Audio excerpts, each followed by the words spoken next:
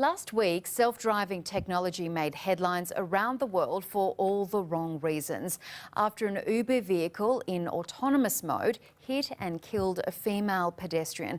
But the cause of the crash still has experts baffled. To answer some questions surrounding the accident and some possible implications, I'm joined by tech expert Lani Refiti. Lani, thank you once again for joining us today. It is such an important issue that we're discussing. What transpired in America last week, we've had a good look at the vision, we have read the articles. In your opinion, what are some of the possible causes? Look, investigations are still ongoing. It is a tragic incident with any traffic fatality. But what the dash cam view that the police have released does seem to show it's a dark street at night. The bicycle and the pedestrian literally pop into view a second before the accident. The in-car view, though, shows that the safety car driver, who's responsible for taking control in emergency situations, does seem to be somewhat distracted, looking down at what it seems to be the dashboard, etc., only looking up moments before the accident. Yeah, so as you mentioned, there was a person in that car. That person is called a safety driver. So they could have taken over, in your opinion, and averted this tragedy. That's the concept of the safety driver when testing driverless cars. They're meant to be able to be alert and take control of the vehicle, at short notice in case there is an emergency such as this. And obviously, tragically, in this case, that didn't occur. So when self-driving cars become more commonplace, we're not going to have safety drivers with us.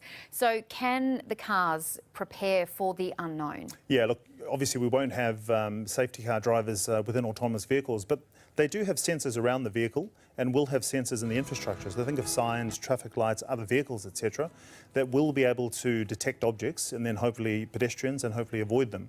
Our current technology probably can detect objects well over 200 metres out, which leads me to believe that a mechanical or a technical malfunction may have contributed to this tragic incident. So I know Uber in the US has sort of delayed or stopped using these test cars at the moment. Do you think this incident could possibly delay the eventual rollout of driverless cars around the world? Look, I think initially, right, but I also think that the potential gains far outweigh the risks, even taking into account this tragic incident. If you look at last year, there were over 1,200 Australian lives lost in traffic fatalities.